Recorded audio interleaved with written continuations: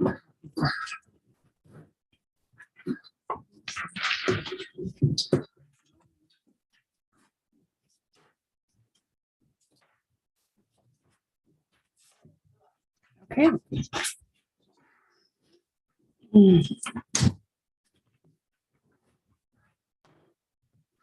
Good evening and welcome to the City of North Bend Budget Committee regular session meeting agenda for Tuesday, May 17th, 2022, here in our council chambers.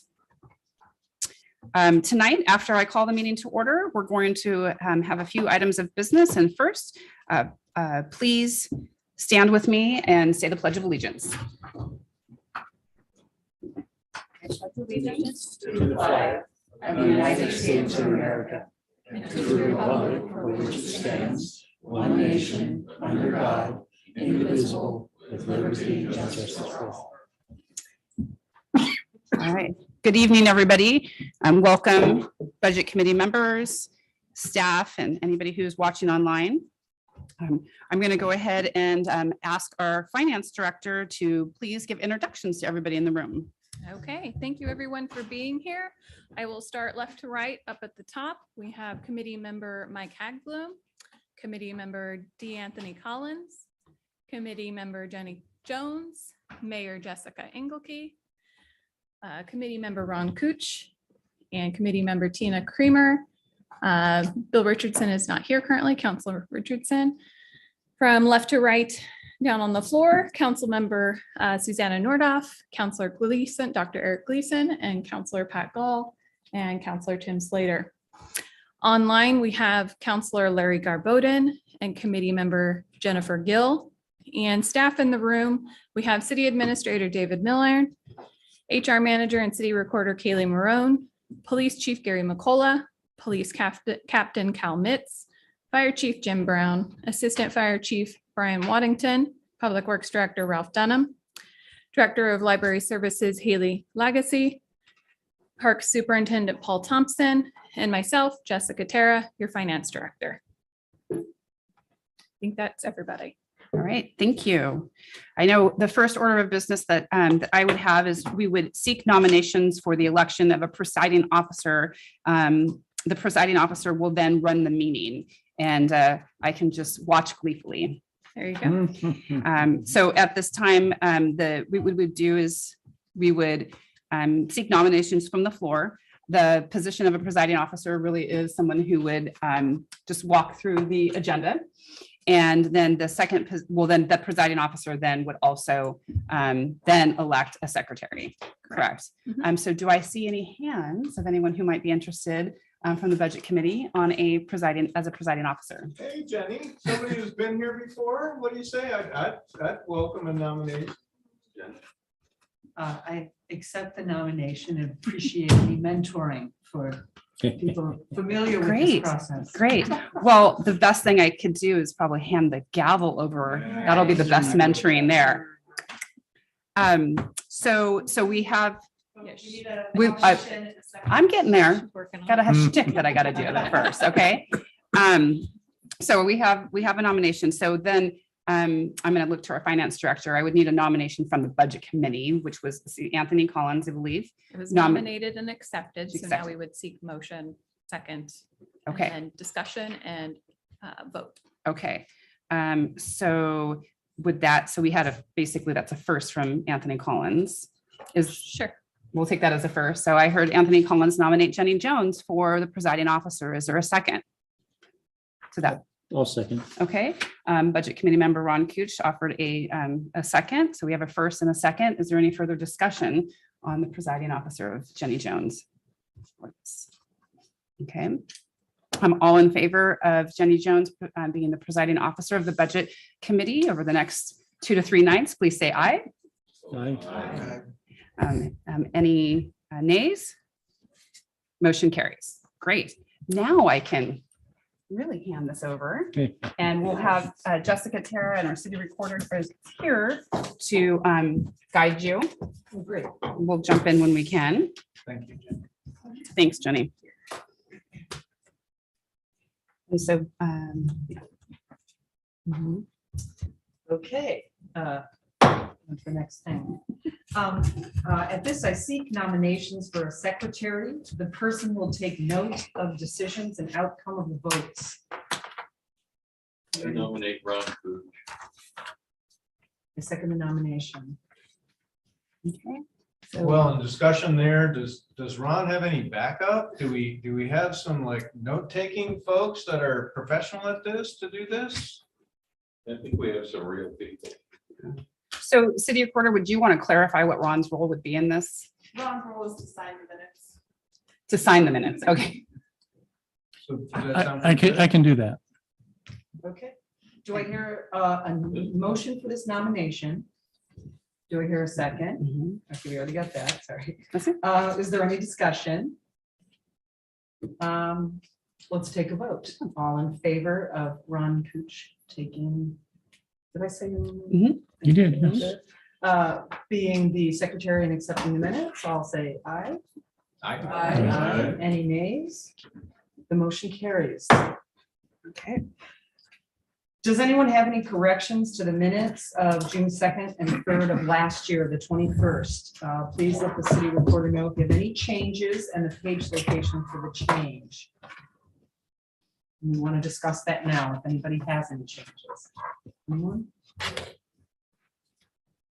Okay, I need a motion to approve the minutes from last year. Yeah, move to approve minutes from last year. A second? Second. Is there any discussion? Just real quick, are the counselors able to make first and seconds, or is it just the budget committee? Yes. You are- Okay, just Yeah, double checking. ready. So you have a second from Counselor Norda? Okay, did you have some questions? Are there any questions? I saw a hand. Okay. Let's vote. Let's vote to accept the minutes from last year as presented. All in favor, say aye. Aye. Aye. Any nays? It's accepted. But it's kind of fun. So is there any public hearing at this moment? There's possible uses of revenue sharing. So let's go to page 5 of our opening packet.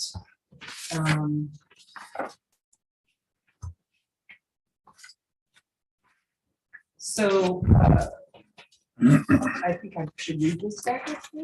So you should have a separate procedures that the city recorder handed you, and that will have the public hearing instructions in it.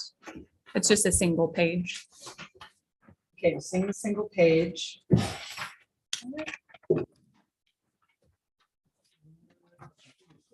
Oh, okay, That's separate just for you. Okay. To explain that.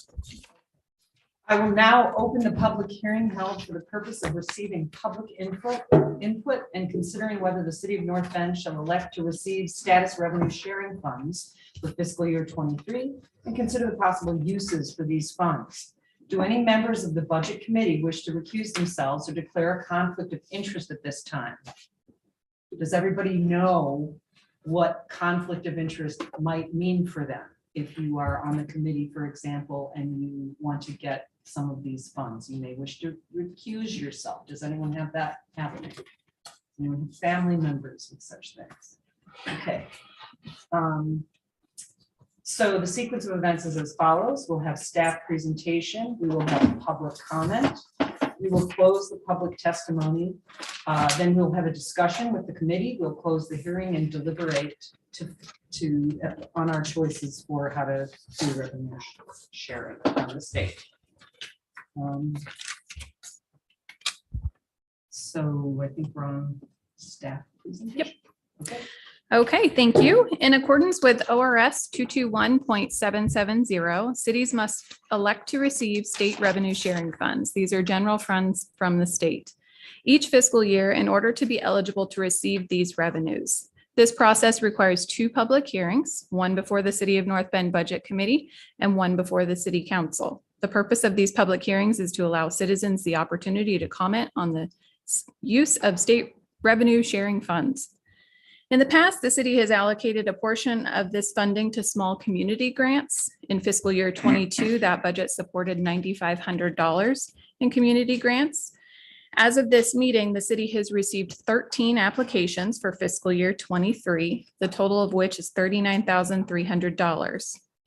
The fiscal year 23 proposed budget document assumes receiving state revenue sharing funds and also allocates $11,400 to community grants under line item 01-01-79690.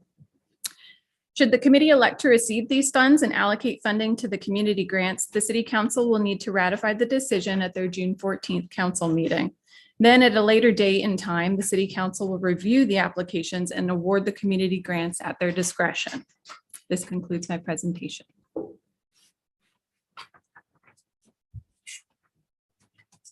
So it sounds to me like we're just approving, accepting the sharing of the funds. We have to say that we want to receive them, and then the committee needs to decide if they want to allocate $11,300 to those community grants as it's proposed in this year's budget.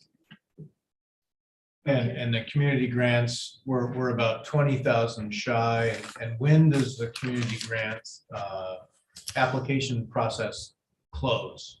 So the process has closed. Yeah. And then around December, the council will review each application and they will decide if they're going to award in full portion or not at all. And that occurs usually in January of each year. So it's not until January of 2023. We can accept the funds, but the council has to make some tough choices, it sounds like. So we need to, so any other public testimony or comment, I should say? Yeah, so at this time you would want to open it for public testimony Oh, and the okay. city recorder would let you know if there's anybody signed up for that. And there's no one signed up for remote public testimony nor in person. Okay. Do we have any committee member discussion? So actually you'll want to close the public Okay. testimony portion now, number 6. So there's no comments. There's no comments. We don't see any hands raised. So we're going to close the public testimony portion. And now committee will have any discussion, any questions. Correct. So I just want to, the clarification is that we have 11,400 and we have requests for 39,300. Those choices will be made in January of 23, Correct. which is the other half of our fiscal year 22. Correct. Okay. And that's a separate council meeting. We're just here to accept the funds. Yeah, so this portion is a 2-part process. The budget committee says, yes, we want to receive. And then in June, the council would have to also say, yes, we want to receive those funds and use it for community grants. Okay. So I'm going So to you- close. I'm sorry. You s- No, yeah, you're killing it. Beginner's luck. So we'll close the hearing and it says deliberate to a decision. I assume that means we vote. Yes, so you'll need a motion, second, Okay. and your So I'm discussion. seeking a motion to accept the funds or a motion to not accept. the funds. Yeah, move to accept the funds, please. I'll second that. All right, all in favor of accepting the state sharing funds? Say aye. Aye. Any nays? Okay, motion carries. Okay, now we're going to hear from the finance director, the staff report. Yes. Actually, we'll be on number 5 of the agenda, which is presentation of the budget message by the city administrator.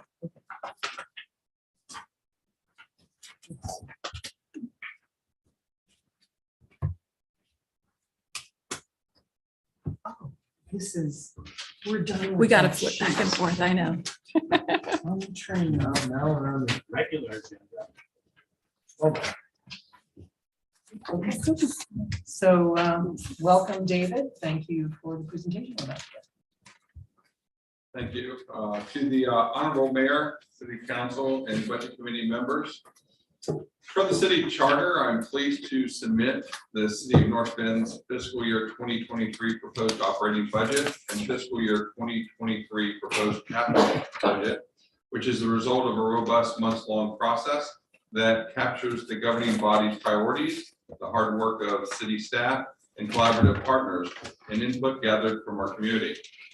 As usual, sincere appreciation should be expressed to the staff and executive management team for the amount of work and effort expended in this process under tremendous time pressures. As the city government navigated the public health emergency While responding to rapidly rising inflation and anomalies that are hard to predict, it worked tirelessly to conduct long-range projects and improve its financial status by securing nearly $5 million in local, state, and federal grants for projects and initiatives centered on the council's strategic priorities and goals. The North Bend's fiscal year 2023 proposed budget is $39,765,100 and is comprised of 5 operating fund types and the capital improvement program. Those include the general fund, which includes public safety, the special revenue funds, enterprise funds, reserve funds, debt service funds, and capital improvement program. The values and strategies in my budget message align with those that have been in place since being appointed your city administrator. Strategies and policies that underscore careful financial management, strategic investments in current and future needs, and support for new, creative ways to deliver essential services to maintain the health, safety, and quality of life for all North Benders. The fiscal year 2023 proposed operating budget, fiscal year 2023 proposed capital budget builds on successes, addresses emerging issues, and maintains core services. It supports those who need the most and promotes equity through maintaining programs to maximize our city's affordability and accessibility. It meets short-term goals and maintains and strengthens our current infrastructure, and it continues to focus on succession planning while investing in training and education for Team North Bend. The budget achieves these goals while providing the governing body and citizens of North Bend with a balanced budget for state law, using budgetary practices and techniques recommended by the Governmental Accounting Standards Board, known as GASB, analyzing and evaluating detailed requests from each of the city departments within the framework and policies established by GASB and the city council and its adopted goals, and applying input from diverse community stakeholders, including residents, businesses, nonprofit organizations, boards, and commissions, and partner agencies. This budget document intends to provide a clear picture of the city's financial condition and the planning needed to manage our financial resources for the coming year properly. This budget invests in our best asset, our city employees. They bring our policies, plans, and programs to life, so we need to recruit and retain the brightest, most innovative talent to continue our success. The city has long invested in its employees' health, well-being, and fair compensation, but more is needed to strengthen our competitiveness in the market.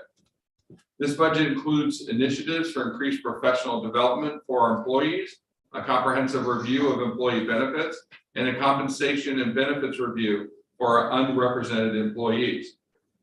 Throughout the budget message, you'll find information on each of the individual funds, and our finance director will walk you through those in a moment. An essential aspect of the budgeting process is dialogue.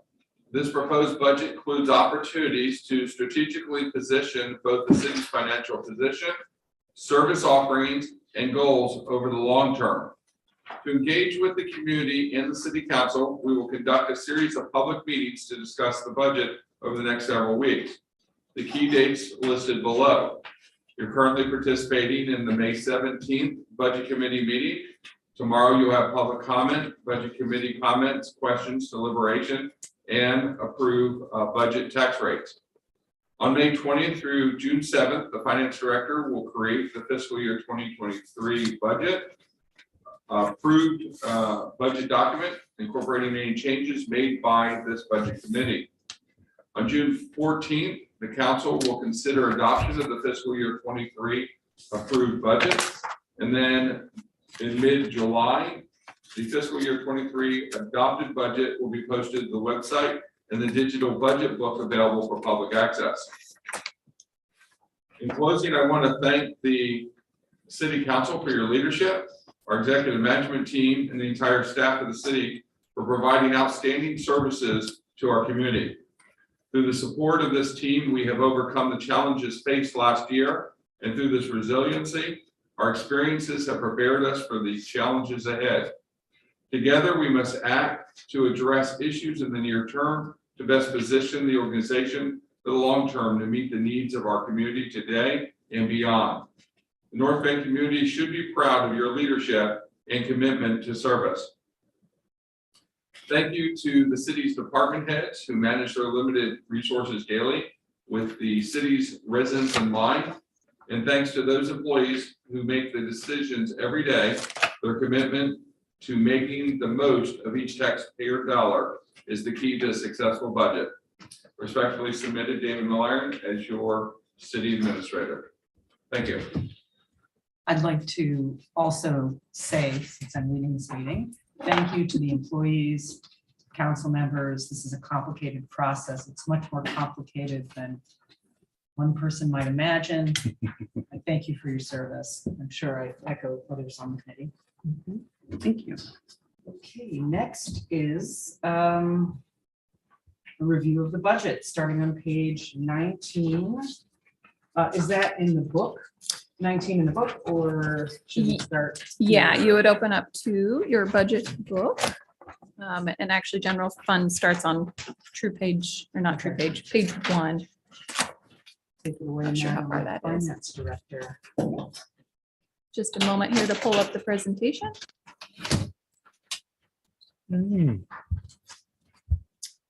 Okay. Good evening and welcome to the presentation of the fiscal year 23 proposed budget for the city of North Bend. Thank you all for being here, whether in person or online. Tonight's presentation will provide a high-level overview of the fiscal year 23 proposed budget, focusing on major changes from fiscal year 22.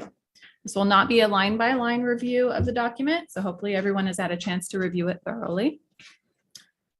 Before we get started, I do want to point out a couple of changes. So everyone should have in front of them some green sheets. These are pages that need to be replaced in your budget. They do not change the overall proposed budget figure, but there are a couple of errors in these particular pages. So for those online, page 61, the total of materials and services should be $275,400 in the library fund. And the unappropriated fund balance, $573,300. Insert that in front of page 61. Then on page 63, we had a similar issue there. The overall budget has not changed, but the total of capital outlay should be $20,000. And the total reserve for future expenditure should be $362,500 in the library donation fund. And then on page 115, the beginning account numbers for this particular fund, it's a new fund and it was copied over from Fund 34. So Fund 34 should actually say Fund 40 on the new pages.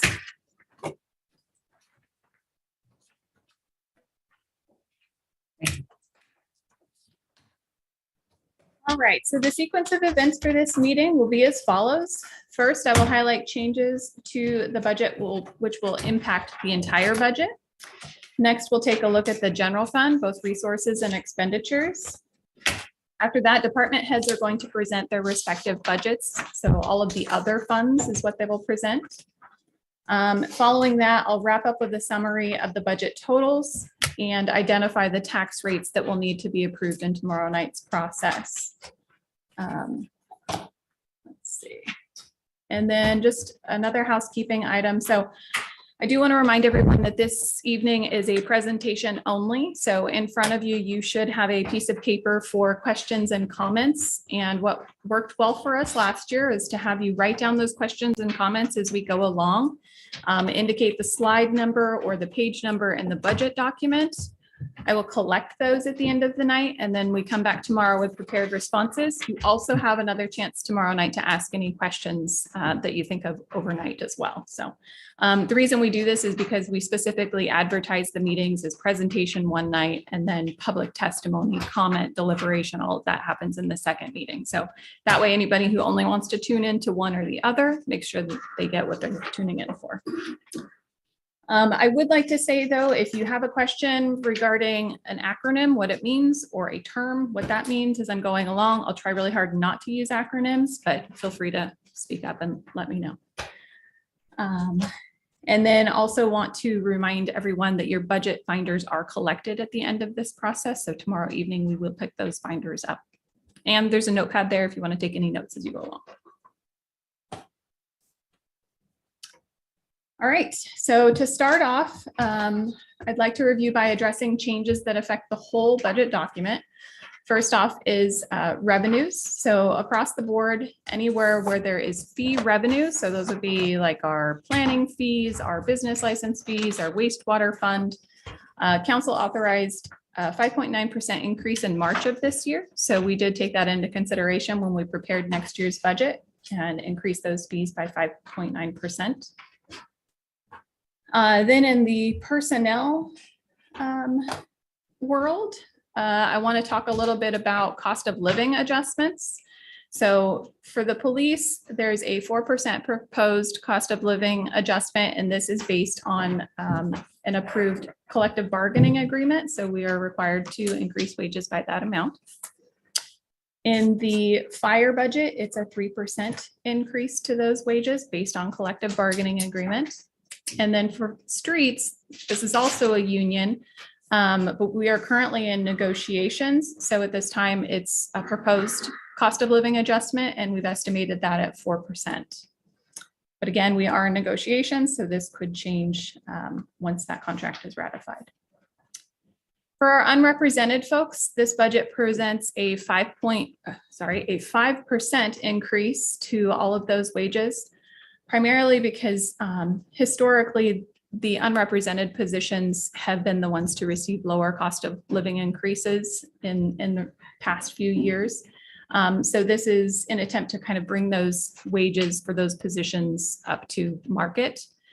Something else that's going to be occurring that we'll talk about in this budget is a comp study. So we'll be looking at performing a compensation study on those unrepresented positions to try and right size where they're at wage-wise. And then there's also, so the slide indicates there's 2 comp studies. The other one is for the police sworn positions, and this was something approved by council back in December. So that comp study is also planned for in this budget document. Sticking with personnel and insurance increases, the budget reflects an increase of 9.5% to vision for our CIS insured folks, and CIS stands for City County Insurance. This is the city's insurance provider, as well as a 5% increase to dental for Pacific Source members. This is primarily our fire and unrepresented folks are affected. Police and streets are insured under Teamsters, and those rates are estimated at a 3% increase this year.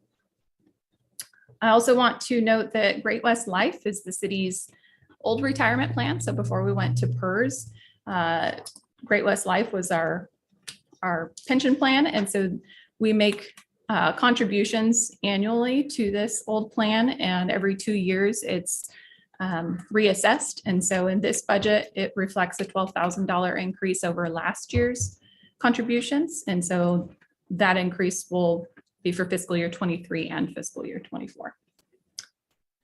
In materials and services, any budget that has property insurance budgeted was increased by 20% over current year actuals, and liability increased at 15% over current year actuals. And this is per the recommendation of CIS, again, City County Insurance. Something else worth noting, you may see that in a number of budgets, there's no longer a meals and lodging line item, and that's because it was combined with travel. Those 2 things kind of go together. So we're starting to consolidate a few line items where we can. Fuel was estimated at a 60% increase over fiscal year 21 actuals, and utilities increased anywhere from 6 to 15%. So I believe 6% for power, 7.5% for water, and 15% for heating. Then we have supplies increased anywhere from 3 to 5% across the budgets, and janitorial, based on this year's proposal, will increase about 24% over the current year.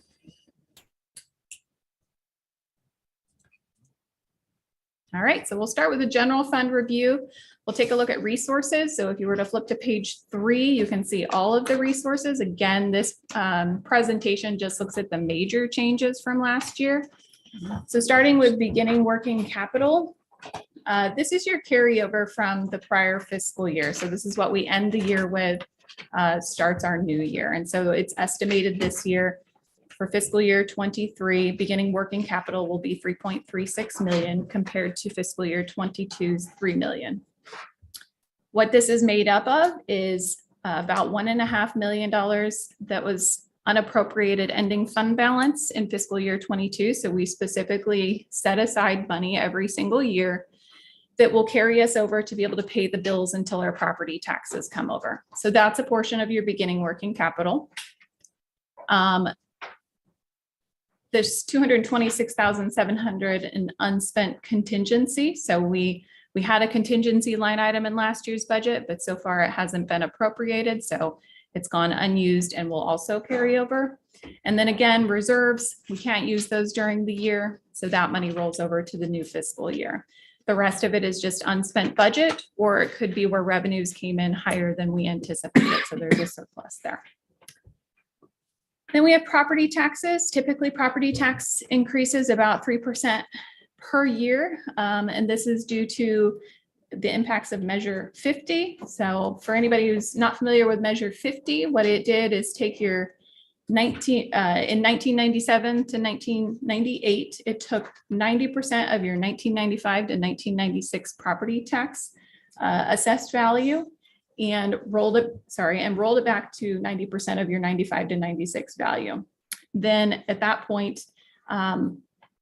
it was limited to a 3% increase each year. So typically that's all we really see on property taxes, with the exception of a few things like new construction or major remodels, maybe a rezoning, something along those lines. But typically it's about a 3% increase for that reason.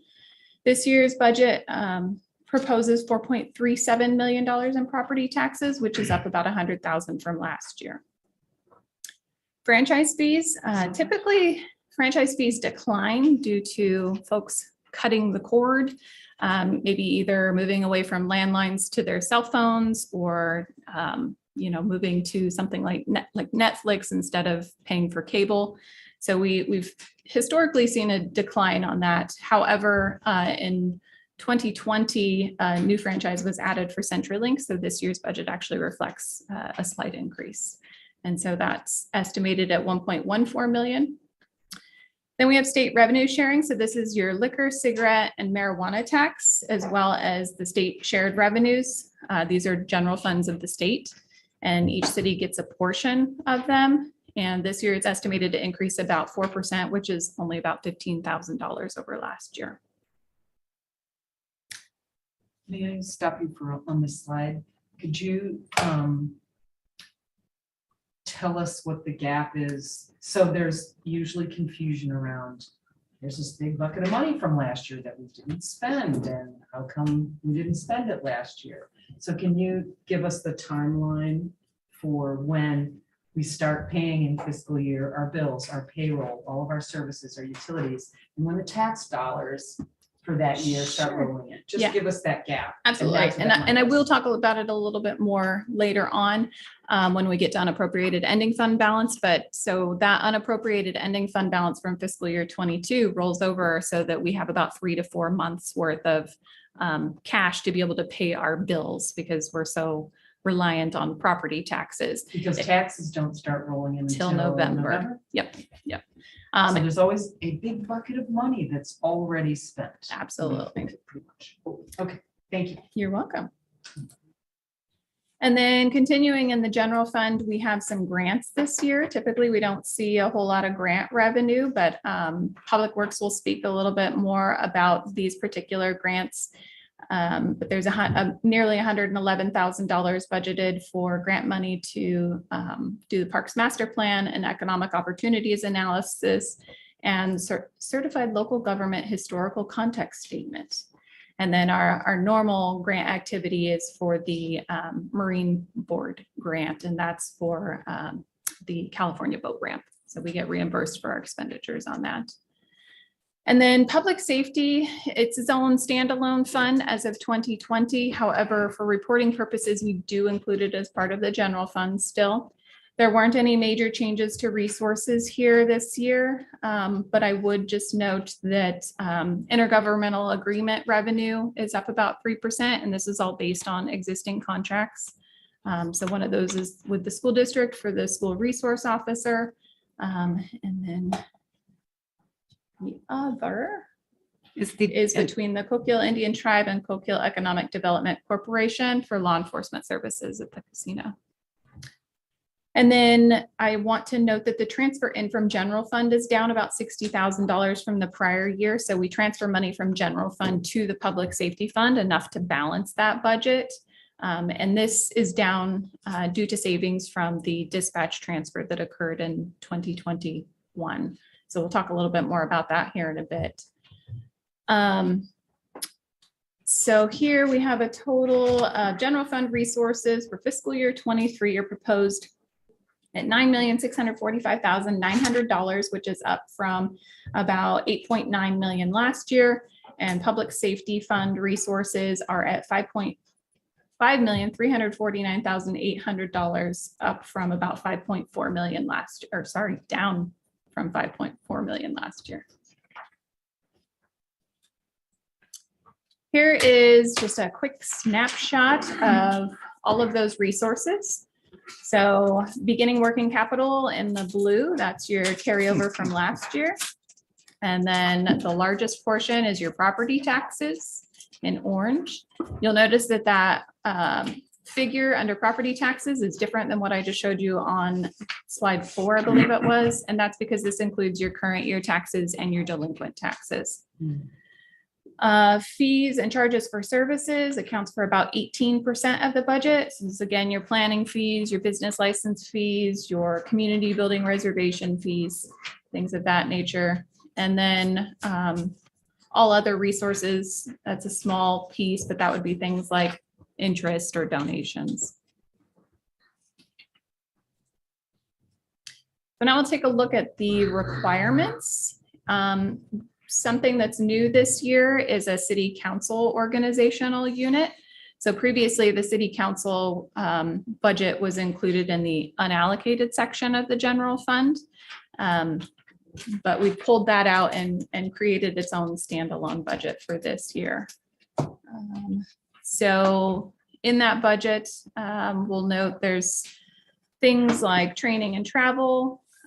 There's some advertising for council meetings, the city council stipends and the personnel costs, those are budgeted here, membership costs, as well the community grants that we just talked about for state revenue sharing, that's been budgeted here, and a one-time purchase for cameras for the council chambers, for a camera for the council chambers. So we have the one behind me, and then we'll have another one to capture the person in this position. So that's been budgeted. And then typically the Gov Access TV would be budgeted in a city council budget. However, it's not anticipated for this upcoming fiscal year. And then moving into the administration organizational unit, staff has budgeted for travel and training this year because with COVID restrictions lessening, they tend to hopefully go to some of those conferences this year and get out there for training. So slight increase to the travel and training budget. Another major change in this organizational unit is that finance is proposing to add a part-time accounting technician. And this position would be shared with administration for about 8 hours each week to help with things like running council meetings, putting together the minutes, and some special projects. So learn a little bit more about that when I talk about finance here in just a second. One of the other changes to this particular budget is with regard to FTE allocations. So FTE stands for full-time equivalents. Each year we take a look at those particular positions that are split across multiple funds. So myself, city administrator, city recorder, we do work for all of these departments. And so we allocate our time across all of those budgets. And there's one change this year in the budget that we've allocated more of the city administrator's FTE to the room tax fund because he'll be overseeing that particular budget in the new Main Street position. So that's a change as well. Then moving on Does the city recorder or city administrator want to add anything to the budget changes for the administration department? Nothing? Okay. All right. Moving on to finance. In this budget also, we're focusing on training again. So myself, one other staff member, we're newer to the organization in our roles. So we put money in there for training again. And as I mentioned, we're looking to add a part-time technician. So that person would need training as well. Last year, our payroll technician went to Las Vegas for a week and acquired her American Payroll Association certification. So that requires ongoing continuing education. So that's been budgeted, things like Excel classes, webinars. We really put a focus on the training budget. And then I mentioned that part-time position a couple of times. We have a position in the department that's potentially retiring in the next 1 to 2 years. This particular person has been here for about 20 years. So there's a lot of institutional knowledge, and we'd really like to bring somebody on board sooner than later to start learning from her. So we proposed a 60% FTE for next year, and that would allow for the 8 hours to administration, as I mentioned, and about 16 hours for, cross-training in the finance department. We went through being short-staffed this last year, and it was pretty painful. So trying to avoid that again in the near future. Along with that, we would need to purchase a desk for this person. That's been budgeted, and then a request for a new laptop for the finance department as well. And then just quickly on the city hall budget, not a lot of change here. It's increased about $20,000 over last year's budget. It's due to those increases in janitorial services. As I said, that budget's gone up about 24% across the board. And then Public Works is needing some windows replaced. So that's been accounted for in this budget. And then in the current fiscal year, we're working on converting the old squad room into a multi-purpose conference room. So we're anticipating maybe some carryover costs for finishing up that project.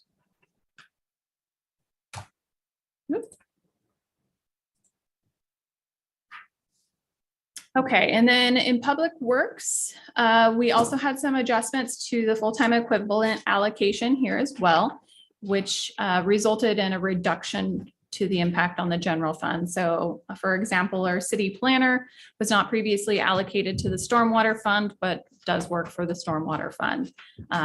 We've increased her allocation to the urban renewal agency based on workload and how much time she's spending working under that. And so we assess that each year. So it fluctuates up and down based on what's happening. As I mentioned before, this budget reflects multiple planning grants, and I would actually invite Ralph to talk a little bit more about those. But as I mentioned, it's housing updates, the economic opportunities analysis, Ferry Road Park Management Plan, the Parks Masters Plan, and a housing analysis. So Ralph, if you wouldn't mind coming to talk about those for a second and add anything else that I may have missed.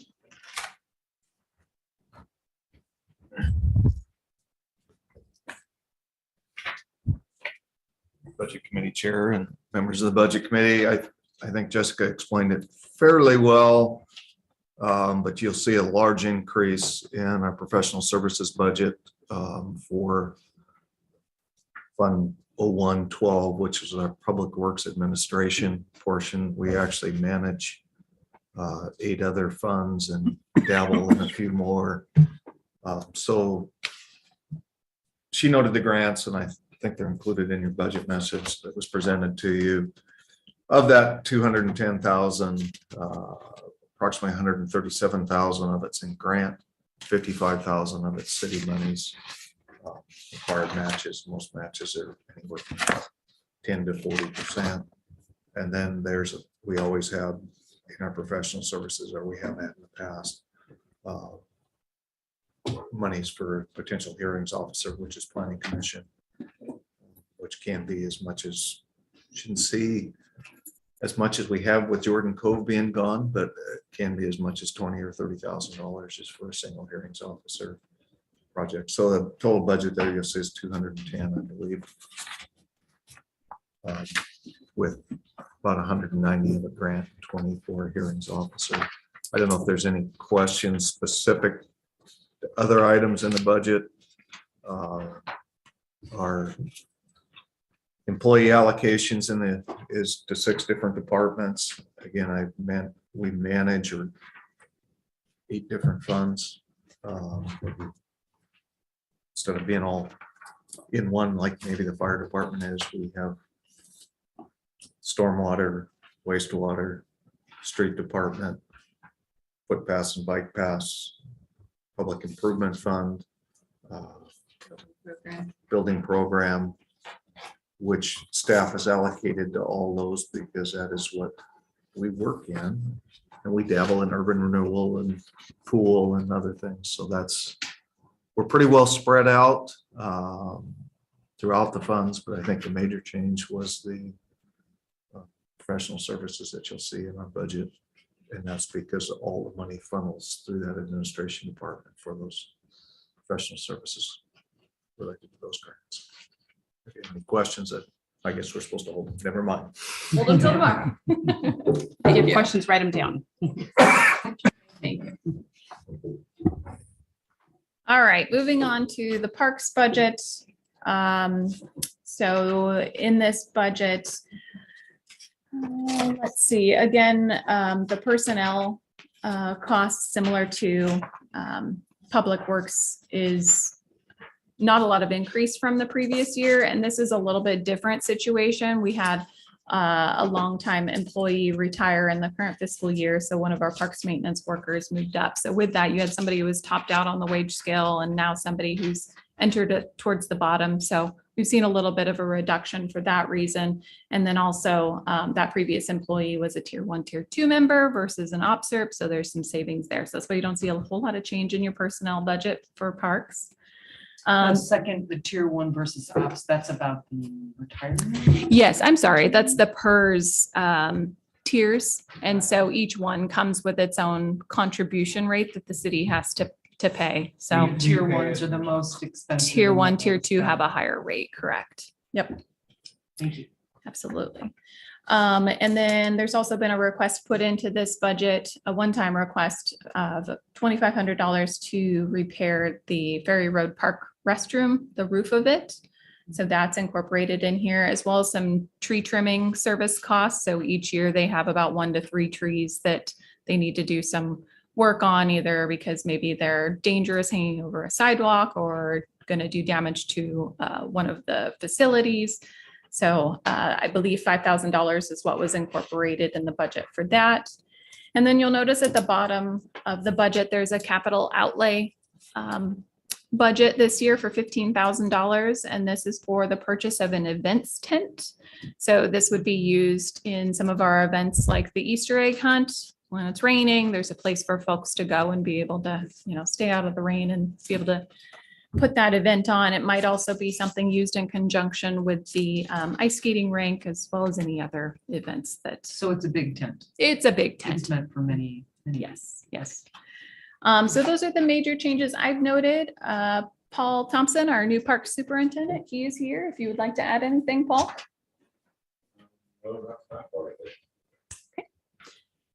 All right, so that's it for the departments within the general fund. So then we move on to the unallocated section of the general fund.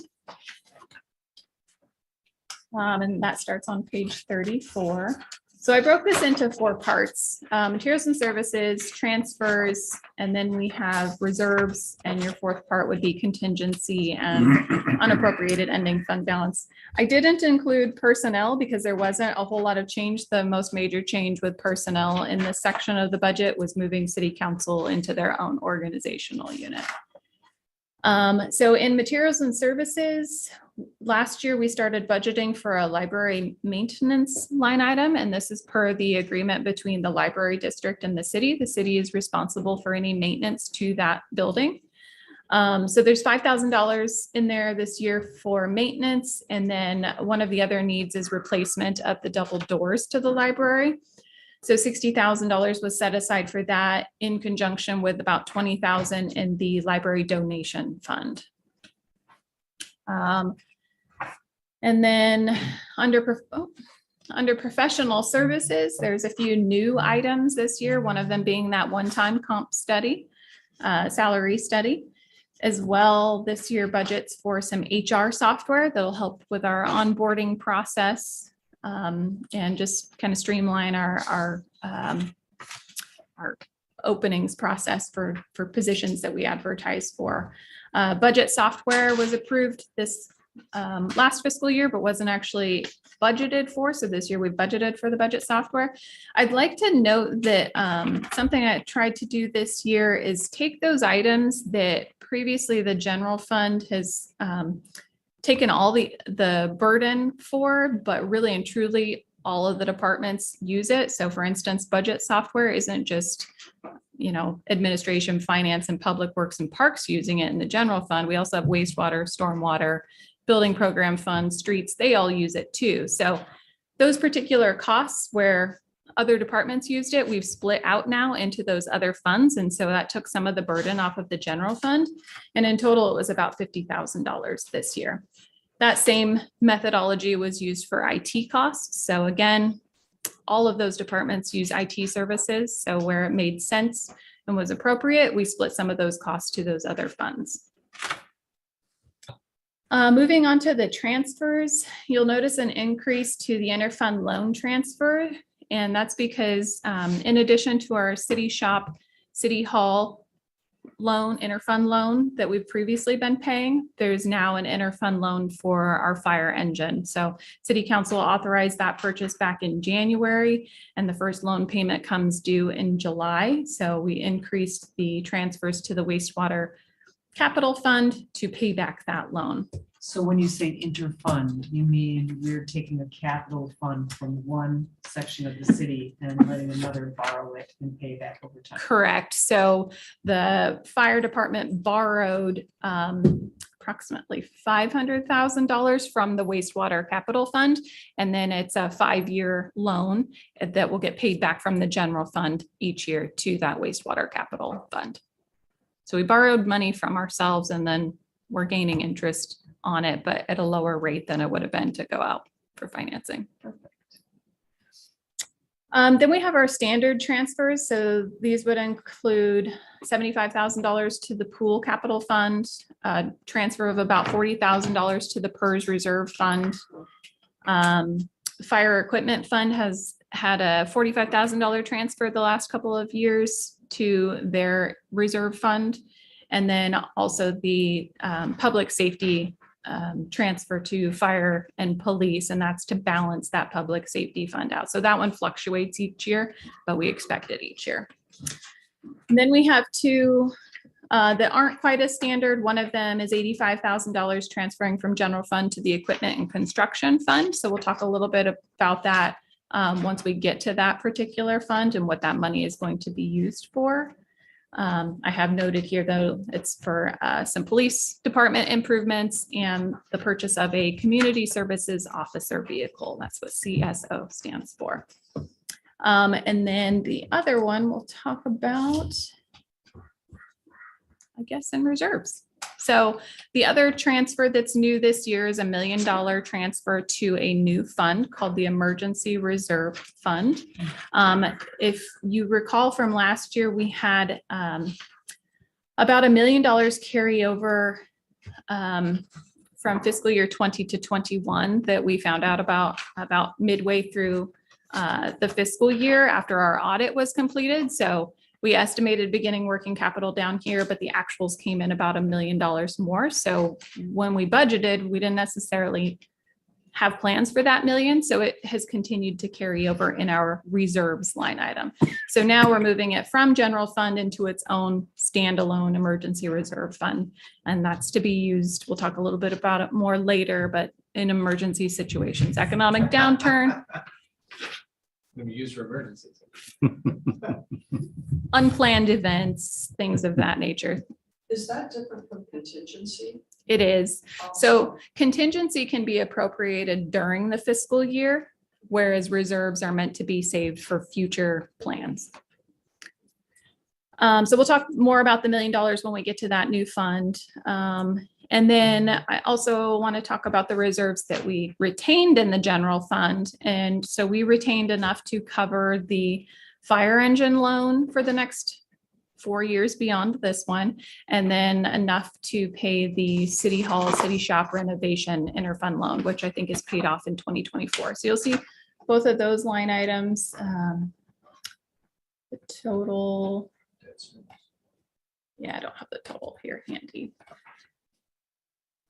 Oh, 324,800 set aside for the fire engine loan, and then 71,400 was set aside for the city shop, city hall renovations, loan payments. All right, so moving on to the contingency and unappropriated ending fund balance. Those are two separate line items in the unallocated section. We decreased contingency this year. It hasn't been used in the last couple of years. We haven't used it in the current fiscal year, so it seemed like a good place to sort of balance out our budget. We decreased it by about $20,000. And then that unappropriated ending fund balance is what we were talking about a little bit earlier. So we budget 20% of our general fund expenditures. That includes general fund and public safety. So that full budget, we take 20% of that cost, and that's what we hold aside to pay next year's bills. So in this particular case, I think it's about $1.6 million is what it came out to, and that money will roll over to be used in fiscal year 24.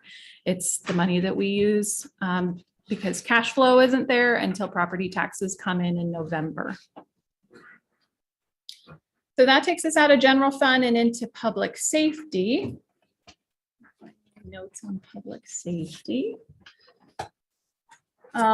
So one of the major changes, so starting on page 42 is the police budget. One of the major changes that I talked about earlier was in 2021, the dispatch services transferred from being in-house personnel costs. So we had dispatchers that we paid via payroll. They transferred to the city of Coos Bay, and now we have a contract with the city of Coos Bay. And between personnel cost savings and the related overtime costs and savings on equipment, materials and services, those kinds of things, we estimated it to be about a $200,000 savings for the next couple of years.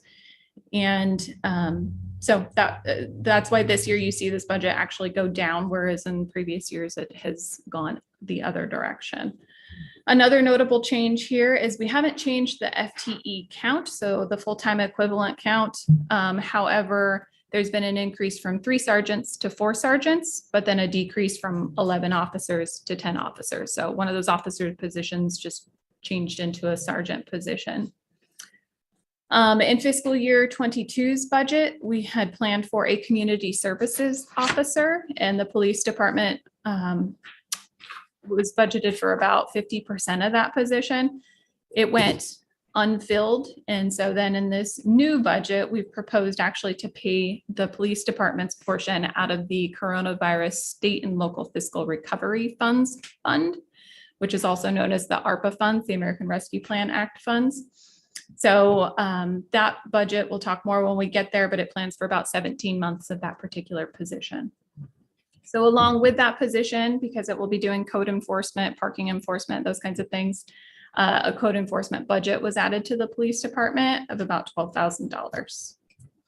And then I just wanted to notate the retirement line item, you'll notice has gone up quite a bit. And that's because of how I've calculated the overtime costs this year. So previously it wasn't taking into consideration the impact of retirement on the overtime hours.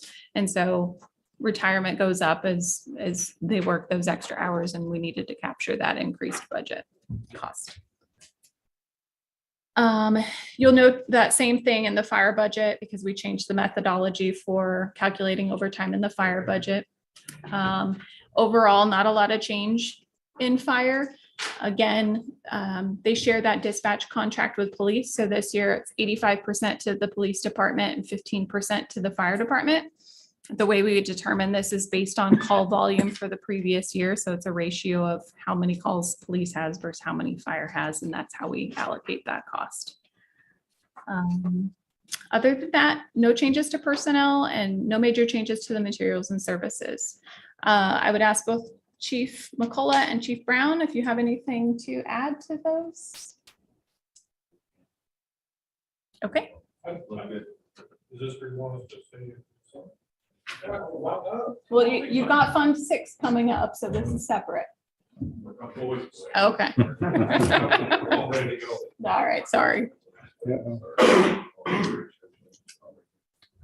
Yeah, I can. Good evening, council and committee members. I'm Chief McCullough. I was kind of new into this last budget year, so it took a little bit to get it kind of figured out with the great help from Jessica and the rest of the staff. I think we've done a great job in coming in and helping out. One of the things I just wanted to address real quick was the difference ratios between the sergeants and the addition of additional patrol sergeant is we work 4 shifts basically, or 4 platoons, 4 teams.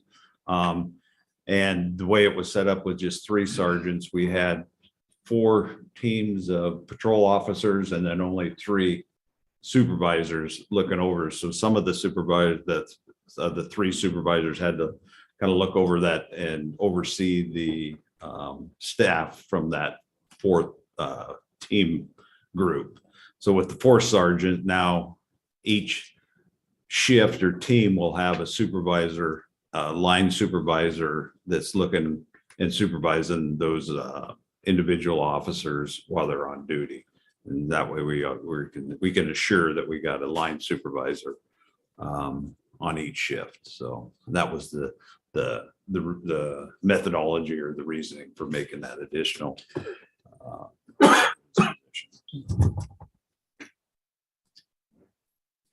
Yeah. All right, so here's a snapshot now of the breakdown of all of those organizational units and the sections of the unallocated portion of the general fund. So as you can see, police and fire make up the majority of it. And then we've got a large piece to that unappropriated ending fund balance, which will carry over to next year. Another large chunk is interfund transfers. So that's money moving from general fund out.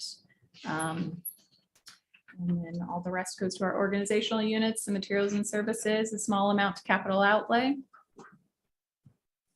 and our reserves. So just a quick recap of fiscal year 23 budgets to fiscal year 22. Here you Can I can. interrupt you? Sure.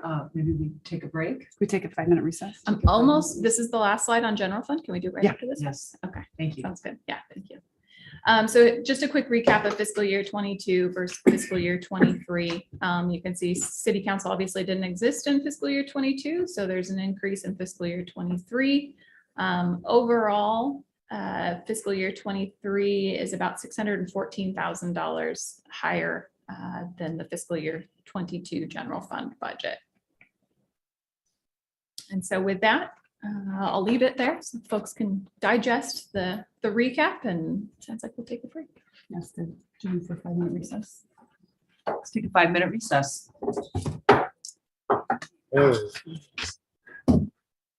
Tell Anthony's legs were cramping up over there. Sorry. Okay.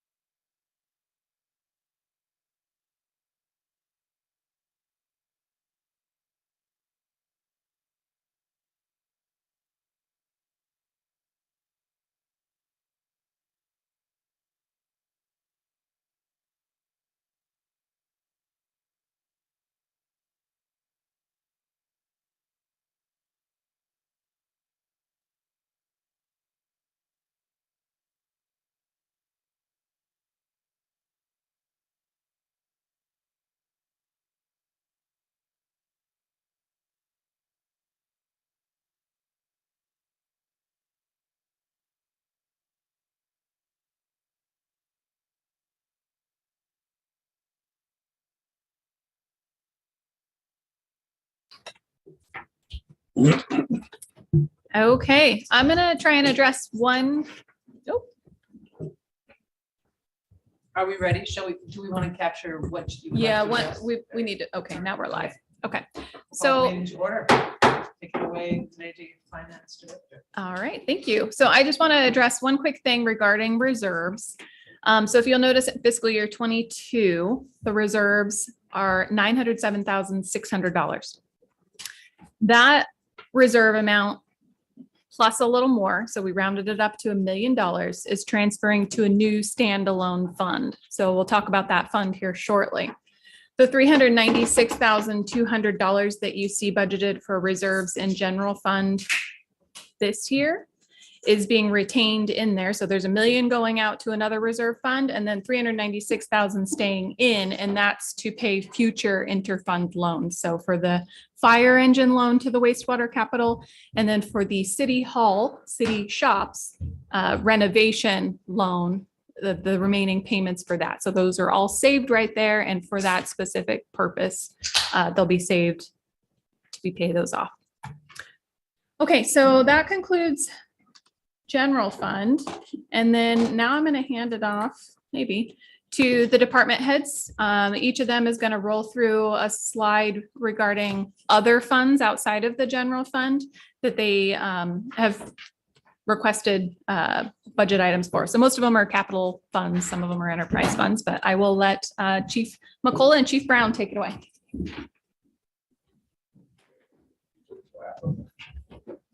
Thank you, gentlemen.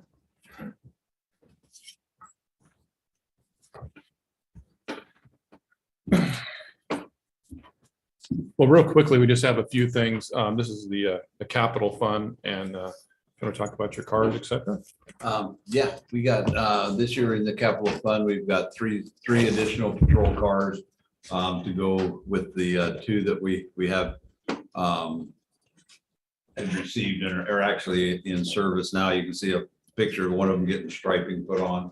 We went to a little different platform with the SUVs, a little more room in the technology of that's required for policing anymore is pretty extensive. The equipment that goes into a car is a lot. So it made sense to go with the SUV to give the officers not only more comfort, but more safety and room inside the car. So we've got, so we got 3 patrol vehicles, a captain's vehicle. Currently, Captain Mitz is using a borrowed vehicle from the Scent team that he used to manage when he was over at Coos Bay. So, and that car's, oh gosh, 150,000, pretty tired. So we need to get him a new car. CSO vehicle, which is a community service officer vehicle, is going to take care of code enforcement, parking enforcement, and some of the other duties that doesn't require a sworn police officer to handle. The Ramage body cam software is a software hardware device that we use to redact footage off of body cameras for court purposes and public document requests. There's certain aspects of that video that you can't actually share, so it's got to be redacted. So it takes some pretty sophisticated software. Police department remodels for as far as office updates and convert the old dispatch center into a locker room. Prior to me getting here, they started that process, but they took the existing locker room that the officers had where they could change their uniforms and store their duty gear and whatnot, converted that over into a new squad or report writing room. That's been just getting finished up putting together. So it took their storage away. So Captain Mitz and myself, once we transferred the dispatch center, we had an extra space in there. So we're going to look to convert that into a locker room so the officers have area to change. Office, as far as office updates, the administrative section of the police department has been neglected for a while. The carpet's got holes in it. It's yeah, it just needs some updating. So we're looking to do that. I'll take that one. You got that one? Excuse me. So the fire rescue vehicles we're getting through the, they're two different, they're a smaller vehicle and the council is very well aware of it, but for the budget committee members, it's something that we're doing and it's actually in a big picture to save money. We're going to be responding out with these smaller vehicles to calls and then it's going to be a lot less wear and tear on our larger vehicles as much as we can. We're not going to leave ourselves exposed where we can't respond to a fire at the time, but we're going to be able to put more miles on these smaller vehicles than the big ones. And the interesting thing about this is this $320,000 for the two of them. It isn't directly local tax funds at all. It's through the ARPA funds. And so it's not going to be an expense to us as taxpayers, but rather it's part of the ARPA funds. And it's a really innovative way to go. And I think it's really exciting that we're looking to save money in that way. And also here in the next fund, Fund 15, we're going to do our normal $45,000 transfer into that. And that's for a capital improvement for fire engines. So I'm going to go a little off script, but hopefully not that far. So I just want to explain to the budget committee that the council's well aware, but the opportunity came up for us. We have a capital improvement fund to replace our fire engines as they come up on our large fire equipment. We started putting together, getting prices because that's going to be coming up. We thought next year, but when we started talking to the manufacturers with all the increases in raw materials, if we didn't purchase one by February 1st, there would be a $36,000 increase just in that from 1 day increase. And then also there's going to be probably, they're guessing 5 to 10% at the beginning of the next upcoming year. You start adding those numbers together for a vehicle that costs $500,000. That's a lot of money to save. We did do the interfund loan and we got a real reasonable rate from our public works department on that. They did a great job. I know they have 8 departments to look at. We have to focus on one, but we appreciate that. And but it's really a terrific way that we're able to, and our finance director went the extra mile and she just did a fantastic job putting all this together. And if we were to purchase this fire engine, we'll say traditionally, and how that we put everything together, we saved about $140,000 on the term of purchasing that engine. So I think that's very, very wise from the city standpoint for us to put that forward, and we actually saved that amount of money. And I think that's fantastic that we have the wherewithal to do that. So I just really wanted to express to the budget committee that we are being as careful as we can with the tax monies, and you can see by when we get this new fire engine, we're going to lessen the wear and tear on it as well by looking at these 2 vehicles coming in as well. That okay? Wasn't too far off? Too far off. Okay. I didn't worry about anything Okay. thrown in there. Okay. Thank you for the details. Yes. Those kind of things go a long way for a public, just a voter like me Yeah. to understand the flow of decisions. Yeah. Thank you. And Excellent. just the loan rate, we'll just say it was 1%. And so we're still making money off of our money, but we're not paying an outside entity that kind of money as well, which has been a lot more.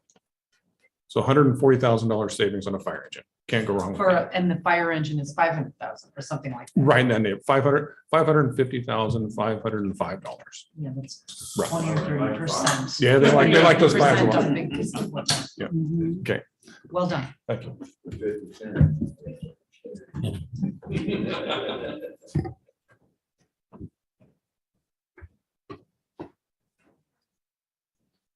Next.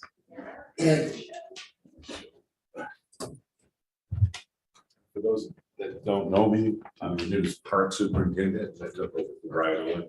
He left in March. This is my first budget meeting, so doing great. I'm familiar with it. So, but Jessica asked me to share this slide. This slide is one of the playground pieces of equipment that came out of the old playground before it replaced it with a new one. Just restored it, put it back in the new area with the playground. My stuff's not quite as exciting as those guys. I'm gonna to talk about the Parks Improvement Fund. It's $150,000 transferred to the Park Improvement Fund from the coronavirus state and local fiscal recovery funds. Right now, we don't have any projects planned at this time. Money's been budgeted in capital outlay until the project is defined. Projects will be determined based on input from the public via the community survey and the Parks Master Plan once it's completed. So once the Parks Master Plan is completed, we'll figure out some projects. We have some projects for us to decide which ones we want to implement. The community building, it's no activity. We'll seek grant funding. I don't know if you want to elaborate on that, David, on the grant funding part of that.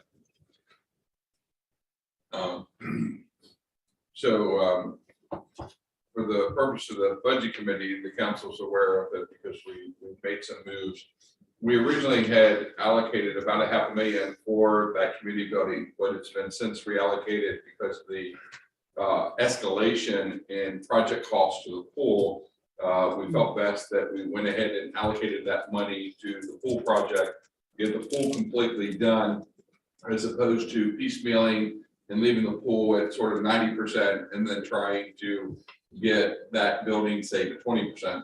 We felt that it made more sense to focus on the pool. So at this point, we're going to seek grant funding, but we also may sit down with the council and look at other possibilities and get direction on what they want with that building. So we still are sort of holding it at bay. Should we ever have to use it for a senior center? Thanks. That's all I have. Good job. Thank you. Thank you. Good.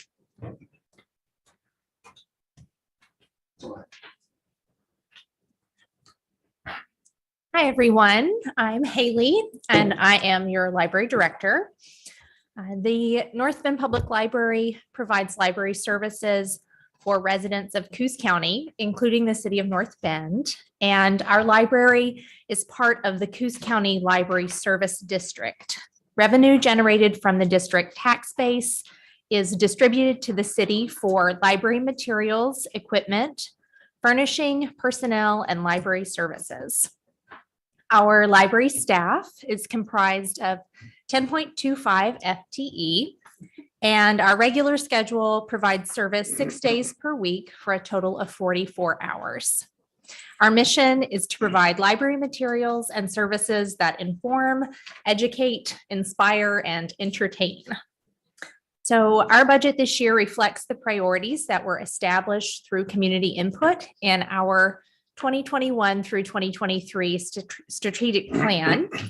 On our slide here, I'd first like to note that some positions within our personnel services budget did change. The library page and aide positions which were at the bottom of our hiring scale in our positions. They were the lowest entry level positions, were eliminated along with the assistant director position. In their place, we created a new young adult librarian position, and that was in alignment with one of the strategic goals from our plan, which is to develop relevant and engaging library programming for all ages. And we're doing this through the addition of year-round programming for teens. We determined that that was a community priority, so we've adjusted our staffing accordingly. In addition to the new position, these changes allowed us to increase most positions by 1 grade on the salary scale, aligning them with comparable positions at other agencies.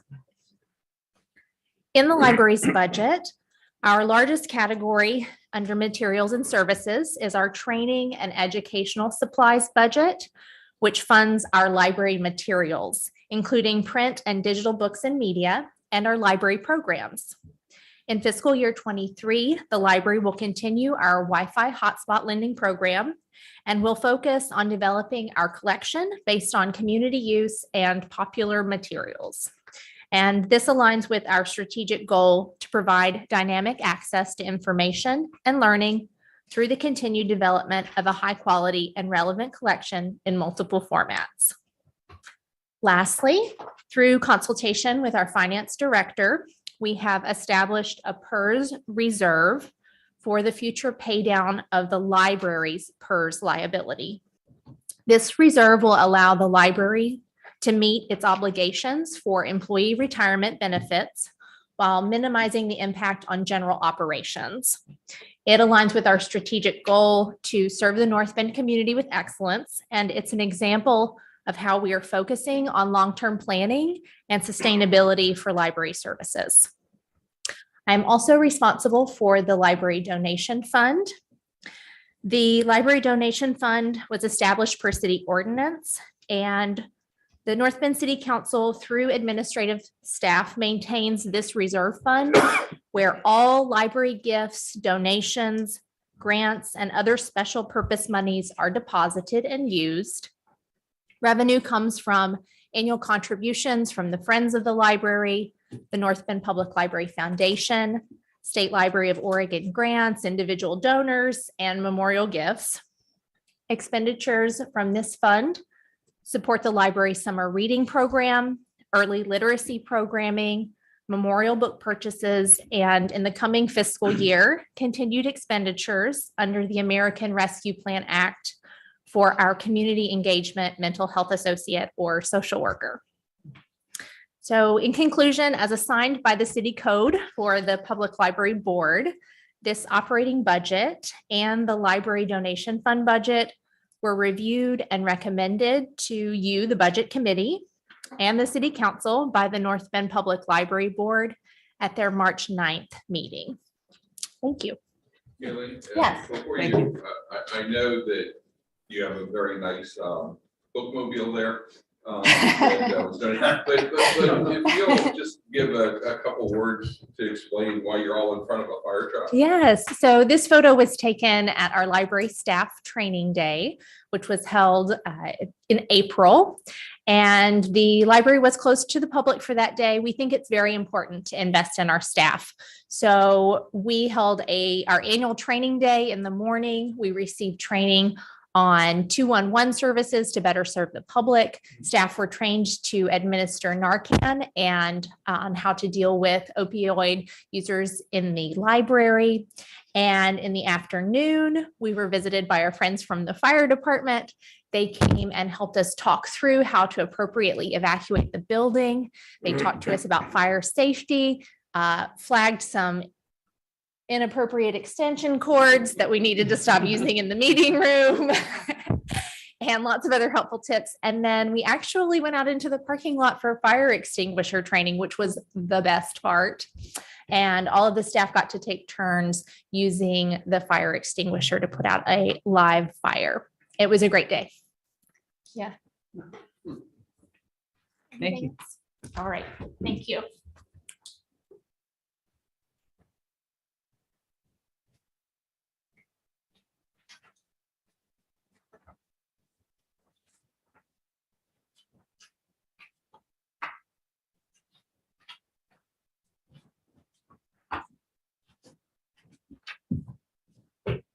One of the biggest misnomers when folks talk about transient room tax is we're not talking about transients.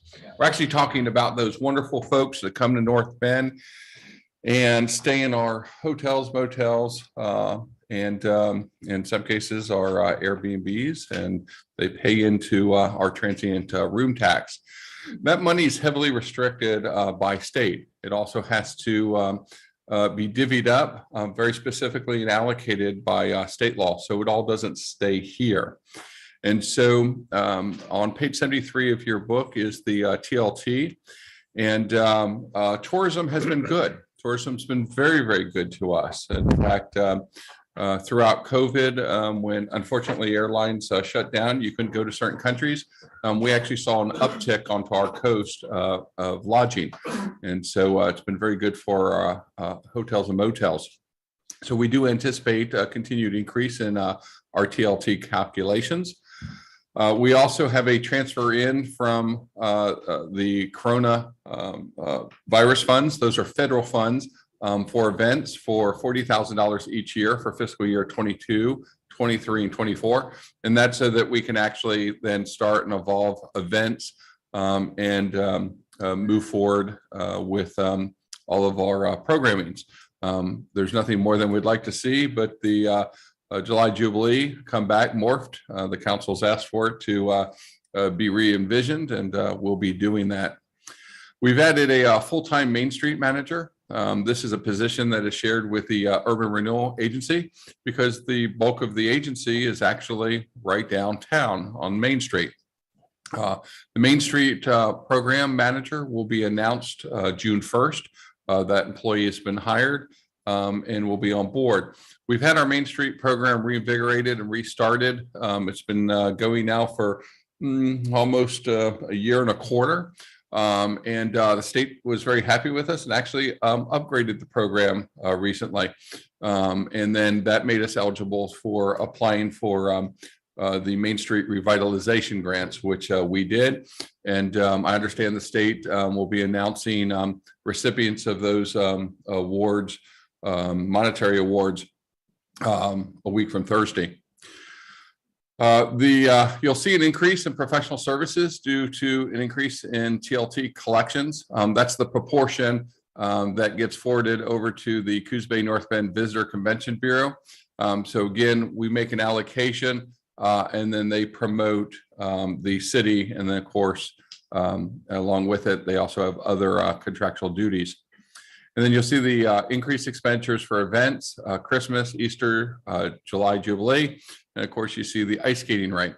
We believe next week, the ice skating rink will actually be shipped to us. It's coming through shipping container and will actually arrive here. They estimate it take about 45 days. They think it'll come into the Oakland, California port.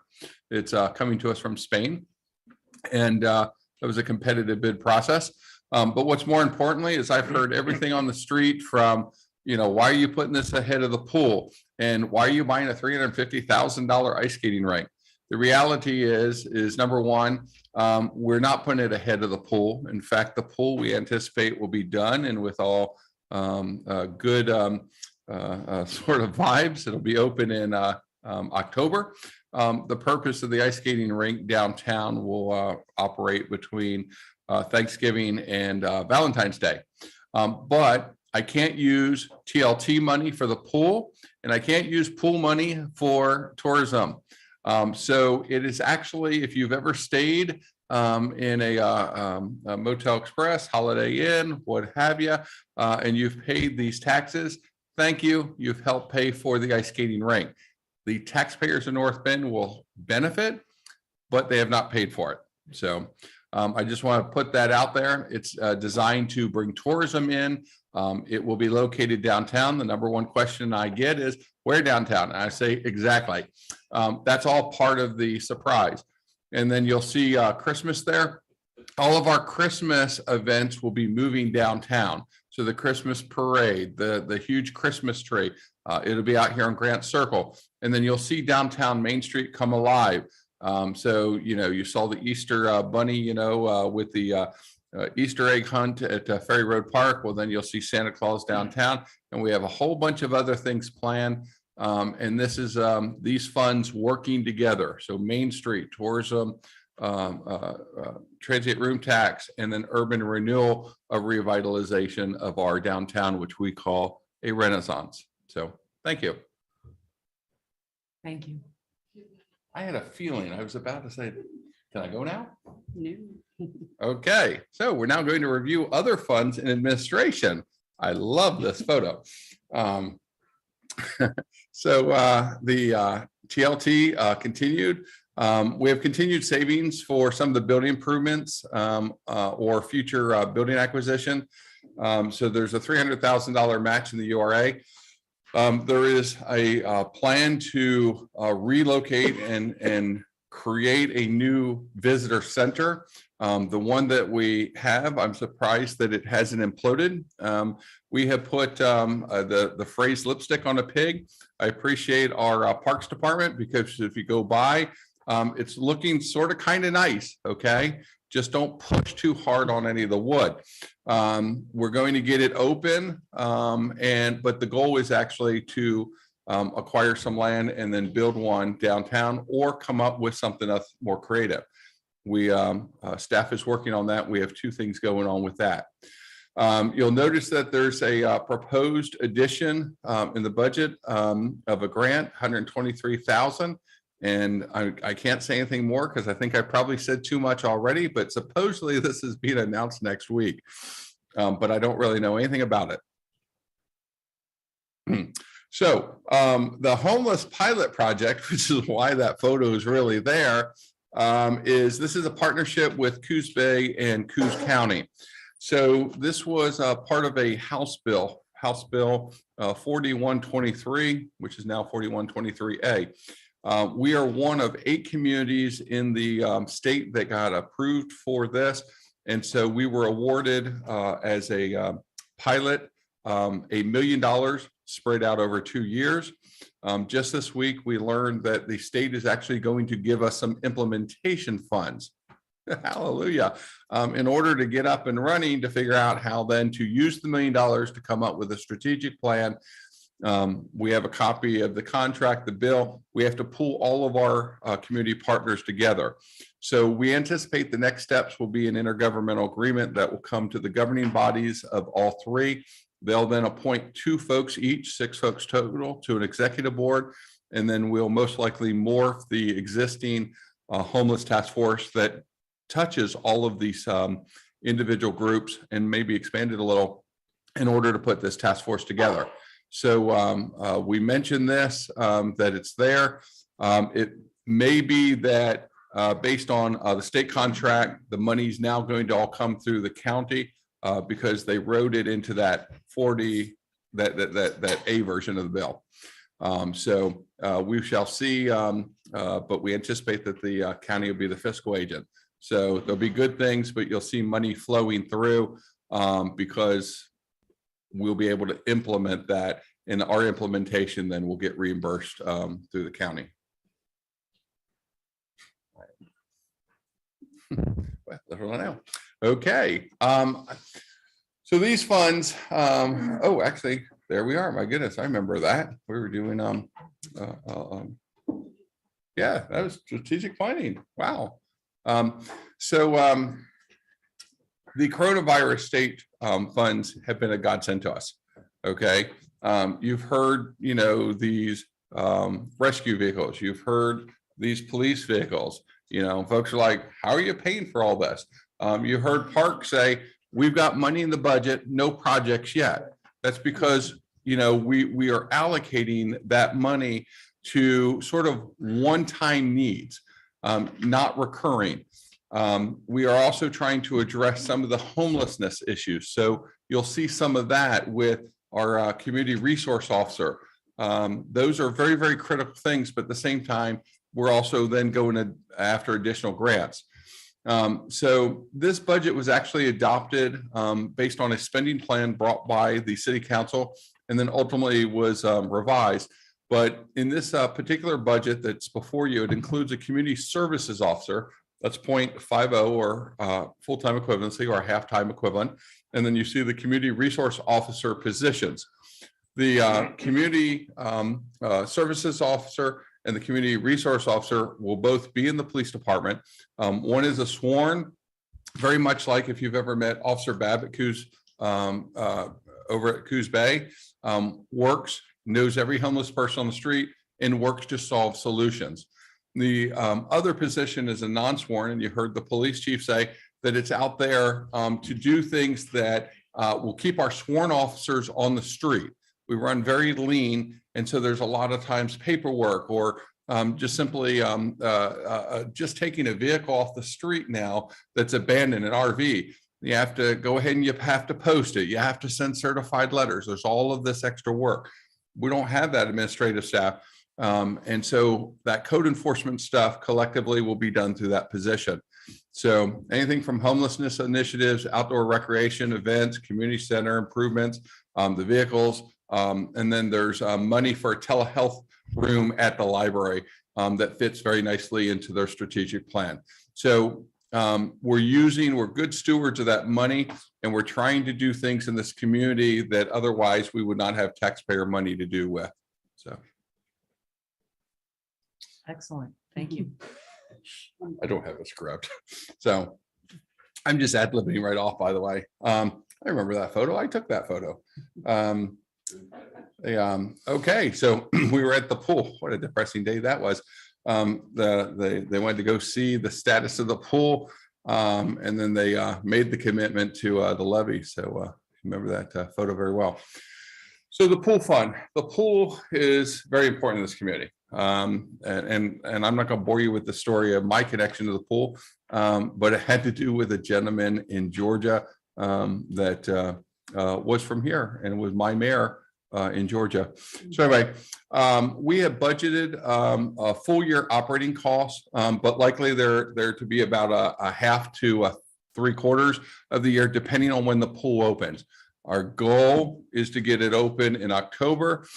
Ron, I know you're doing your part on the behind the scenes, because the company he works for actually has the contract. So if it doesn't open, don't blame Ron. He's in IT. It's very critical that the public understands that, yes, we put the levy out there, and then the governing body made the commitment to find the money for the infrastructure. And so they worked very closely with staff. The levy money is there. The levy money is not going anywhere. When that pool opens, we'll have 5 years of levy money to operate it, because that money was for M&O, maintenance and operations.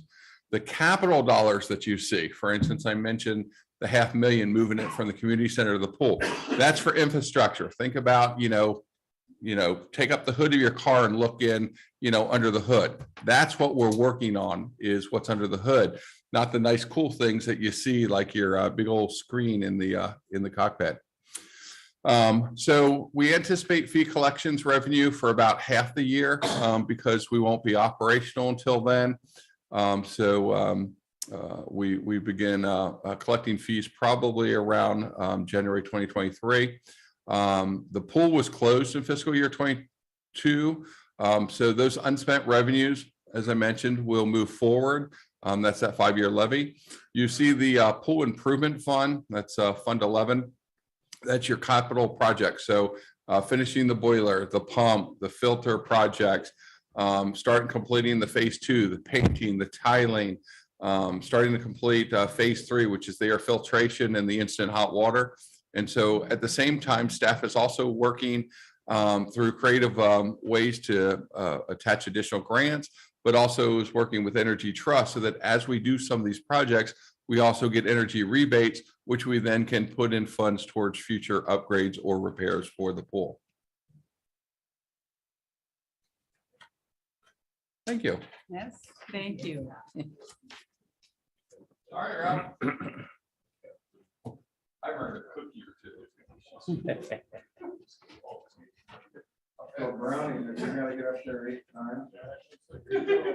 I think I get to sit through quite a few all at once. So I guess we're starting with the gas tax and footpaths and bike paths. Both of these are funds, revenue is generated. You'll hear people talk about ARPA and COVID money. None of that's mine. So you're not gonna hear me brag about that stuff. So most of these are your gas tax dollars. And it's what funds our street department and our bike path and footpath. And that's a combination of federal and state gas tax monies. There's not a lot of changes in these budgets, but you will see we're adding a maintenance worker in the personnel services as proposed. In the past, I have hired 2 because we have a little bit of a slow time typically in January through March. I've hired 2 6-month temporaries. So to fit our construction season, better weather, even though we fix potholes all winter, we clean catch basins, do that type of work. In the past, that's been our policy, but I now have workers our street department, which is also our stormwater department, has workers that have been with the city 37 years, 31 years, and 8 years, which is the 3 staff. So you can kind of guess our ages. The 8 years is kind of in the middle of the age of the others. So we're looking at some transition planning. In doing that, we're increasing our personnel services, adding the maintenance worker approximately $43,000 in salary, but we're taking away the 2 part-time 6 months positions, so 35,000 back off the top, so a net increase of a little over $8,000, not counting benefits. There's some hidden benefits in there, but true salary dollars right there. Other things you'll see in the footpath, bike path fund is pretty much status quo. I could talk about projects we envision for it. We've applied for a couple bike path grants, which as they come to fruition, you may hear about them again. But right now, we're status quo on that. You see a slight increase in our equipment repair budget. Our equipment, we have 19 pieces of equipment at the street department. It ranges from our 1978 grader to our 2020 roller, which is our newest piece of equipment. And I would say it averages all the way in between. Now you can pick any 5 years and I'll say there's 2 pieces of equipment there. So we have aged equipment. We've been maintaining it. We are looking to purchase a new piece of equipment. But our maintenance expenses continue to go up slightly because of that. And we're also working on a capital improvement program. Street sweeping debris. We have to haul most of that to the dump. We had the ability to haul to the state for years. They've cut us off on most of that. So from 5,000 to 20,000, because we pay $107 a ton and we sweep streets every day almost. We sweep streets weekly at a minimum. Biggest change you'll see is we're actually purchasing a piece of equipment. And you'll see reserve in prior years. We've been saving up for a few years. Street sweeper is our highest maintenance piece of equipment. Think of a piece of equipment that basically is picking up dirt and rocks and throwing it around, which is what a street sweeper is. They typically last us 10 to 12 years. Our current equipment is 11 years old as of this date. And so we have in a budget a street sweeper, which is not a cheap piece of equipment either, at $315,000 estimated cost. I think that's it for those 2. Ralph, I had a question. Where is the number that's coming in for the gas tax, the amount? that comes in? Income Yeah. should be right at the 3rd item down on resources. State gas tax apportionments. What tab And- am I under? Page 53. And that's the state gas tax where it says STP funds ODOT revenue. That is actually federal gas tax dollars that are, as I like to say, laundered through the state. They take 10% off the top for administrative fee, but it's federal gas tax dollars. I always just like to compare that to the estimated amount that needs to be repaired in the streets, which is, We're on about a 70-year street paving rotation with basic current funds. So 60 million. we need 60 million and we get $1 million a year. So right now we have 60 million road repairs. And we can use about $1 million a year. and our actual resource for street improvements is around $340,000 a year. The rest is eaten up in equipment and maintenance costs. Mhm. Not to be a downer, but it's a big number. Affects tourism, doesn't it? In your cars. And save that for tomorrow night deliberations. Mhm. And so all of these funds are actually your gas tax, which is allocated directly on the population of the city. That's basically how our allocation goes. The only thing that peeves me a little bit is the county gets to count the whole county and get a 63,000 population allocation, but that includes North Bend. Yeah. And the formula is basically the same, but they have more roads. We'll give them that. Thank you. So we'll move on. Building program. So again, this is funded by your building permit fees. There's really no major changes. We are purchasing a vehicle. We have a 2007, I believe, or 8 Ford pickup that is shared with Public Works and the building department. So we're looking at replacing that vehicle in this year. And other than that, we're pretty standard. We projected our income down. It fluctuates. We carry over monies in it, but we projected our income down a little, primarily based on permit activity at the beginning of the year and the price of fuel and lumber. Expecting not a major downturn, but a little bit of downturn in the building economy. Our improvement fund is for local improvement districts. We haven't done one. I think the last one I found in the files was the early 90s. But this is money that's a revolving loan for all intents and purposes. Local improvement district, you want your street paved, you live on a gravel road. We come in, and that's part of our Safe Routes to School project. I see David, but that's only been hit 7 times this year, or since it's been in. But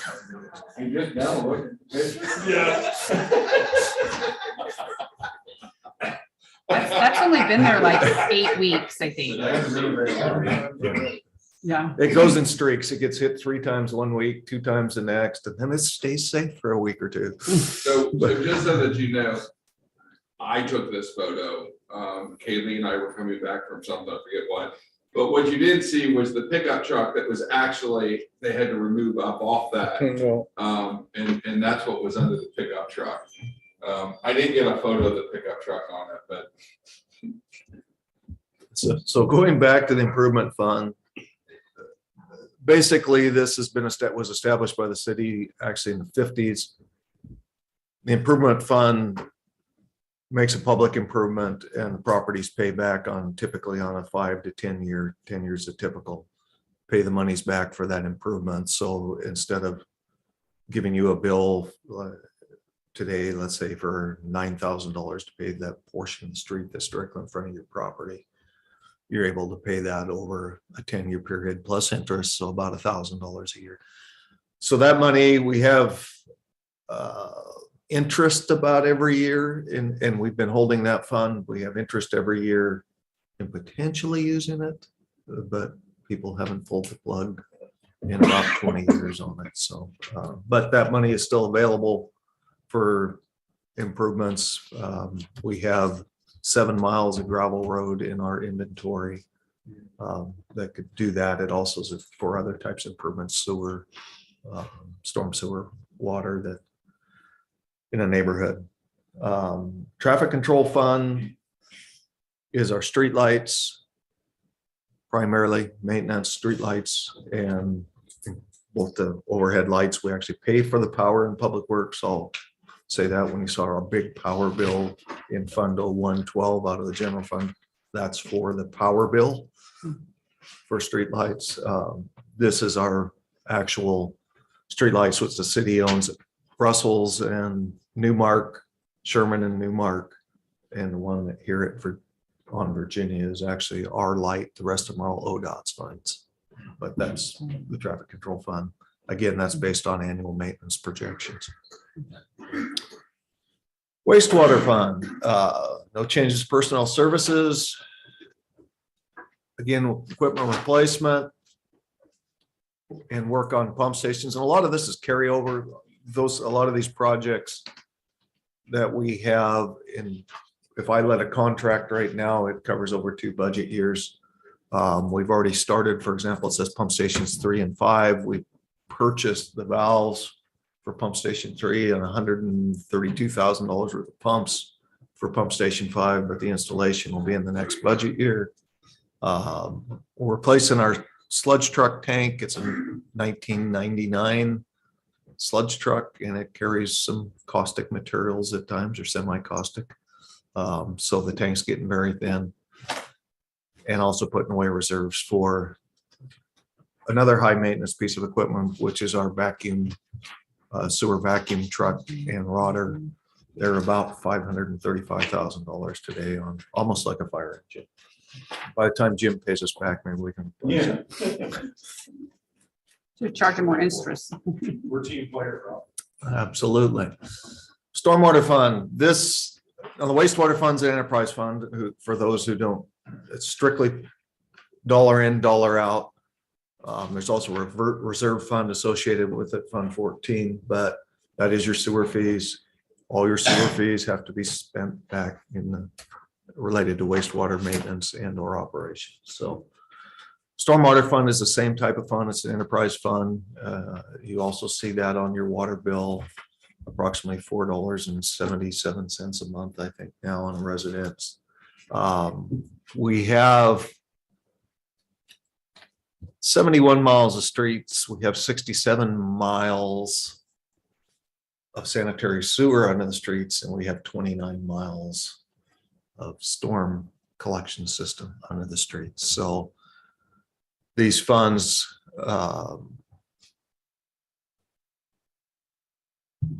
storm sewer and all the rest of the funds are essentially self-funding. They're not 100% depreciated funding. I will tell you that right now, but What does that mean? that would mean if you expect the life of your system to be 50 years, that you're recovering that cost annually by revenue. Your revenue replaces. So by the time something fails, you have the dollars to replace it. We're probably our life of our sanitary sewer collection system, expected life is 50 years. I think our average life in ground right now is between 54 and 56 years. Our storm sewer is a little newer, but pipe age is about the same. Our average life on our storm sewer is probably, age is probably closer to 40 some years, although it's not as durable material typically. So regardless, you will see some big expenditures in there. That's because it takes sanitary sewers about $400 a foot to replace it in a live street. Storm sewers a little bit less, but because you don't have typically the laterals, and we're talking mainline pipe, probably closer to $300 a foot. And we start talking miles, those numbers add up. Thank you. Wastewater capital fund is a reserve fund for this is where we expend.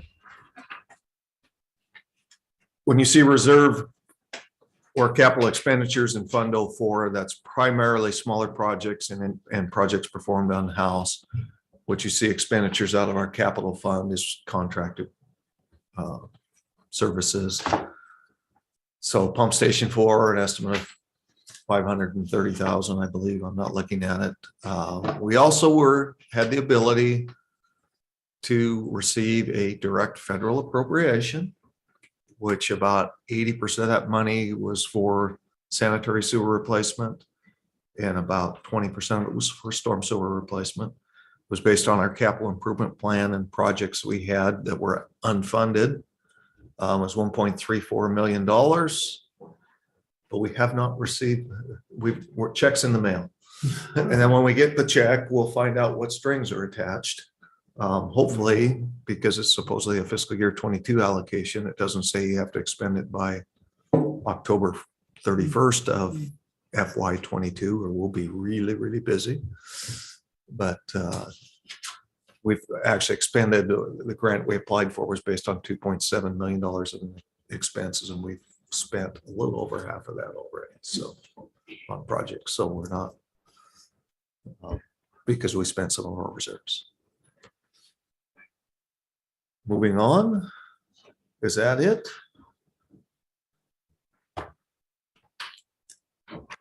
Thank you. You're welcome.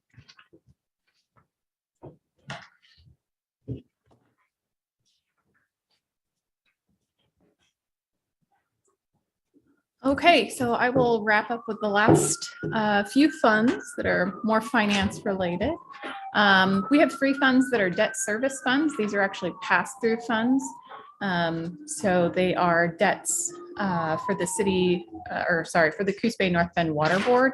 What happens is the city submits the invoice to the water board sends us the payment, and then we pay on their behalf. So it's just a pass-through, money in, money out. There's 4 debts in total across 3 different funds. We also have a PERS reserve fund, and after the transfer from general fund in fiscal year 23, there'll be about $500,000 sitting in this fund, and the plan is to start paying down our PERS liability. So along with this money, as you heard from the library, funds were set aside in that budget, as well as wastewater, building program. Maybe that's it. So all in all, the total to start paying down the PERS liability is about $600,000. And there's a couple of ways that we can look at doing that next year. One is through the what PERS calls the Employer Incentive Fund, and it's a matching program. So these are figures from the last time that the program ran. It was about a year or 2 ago. And so PERS would, I think in this particular case, city might contribute $100,000, PERS would contribute a 25% match or something like that. So it's additional money to start paying down that PERS liability because personnel costs are one of the biggest impacts on our budget. So the other option would be to do a side account. And so the side account would increase the city's assets, which then reduces that gap between assets and liabilities. So establishing a side account pays down some of the pension obligation, reducing employer contribution rates over a period of time. So we'll take a look at those. They aren't sure if they're going to be offering, PERS isn't sure if they'll be offering the employer incentive fund program this next year, but we'll take a look at both of those options. And then the other is also a reserve fund, that emergency reserve fund that we discussed earlier. So this is the $1 million transferring from the general fund to that new standalone reserve fund. And these funds are intended for emergency situations only. So examples would be economic downturn, severe revenue loss, maybe due to a pandemic, other catastrophic or unforeseen events. So we call these rainy day funds, but that doesn't just mean because it rains on Tuesday, we can use them. There has to be an unforeseen, significant circumstance to use those. And so right now, tentatively, we've set some of that funding aside for various line items like construction projects, motor vehicles, and equipment. There really are no plans to spend it. It was just a way to kind of put some placeholders in there for that money. So that concludes the fund reviews. We hit general fund and then all of our other funds. So you can see a breakdown here by fund type. We have general funds, special revenue funds, enterprise funds, capital funds, reserve funds, and debt service funds. And you can see how that stacks up compared to fiscal year 22. As the city administrator mentioned in the Fund 10 review, we do have a proposed change there. So when I bring back tomorrow night's proposed motion, these figures that we've proposed in the actual budget document are going to change. So we'll have an increase of $123,000 to that Fund 10. And then the other proposed amendment is removing the homelessness pilot project fund, which was a new fund this year, but that's because the county is going to be the fiscal agent for that money. So an increase in Fund 10, a decrease in, I believe it's Fund 36. So I'll bring back those revised figures tomorrow. And at tomorrow's, and so also with tomorrow's meeting, the committee will need to approve tax rates. So you can see here, we've got a general property tax rate to approve, as well as that local option levy for the pool. And in conclusion, so tomorrow night we'll recess this meeting. We'll come back tomorrow. We'll hear public comment first. I will then address any questions, comments you all leave for me this evening on your worksheets. We'll run through a quick slideshow of those. And then if you have any other question, comments that come up between now and then, that would be the time to bring those up.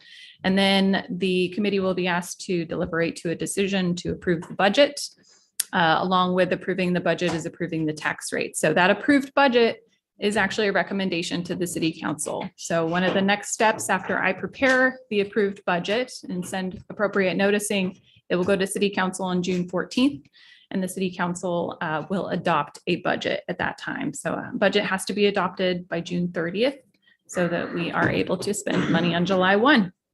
And then in July, at some point, we'll get that posted to the website, the official adopted document, as well as a new digital budget book that will be a little more interactive for the public and hopefully increase some transparency. So that concludes the presentation for this evening. So leave the comment sheets, please, at your desk, and we will pick those up at the end of the evening.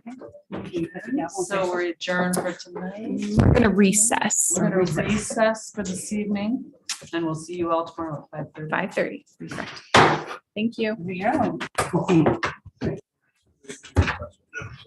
go.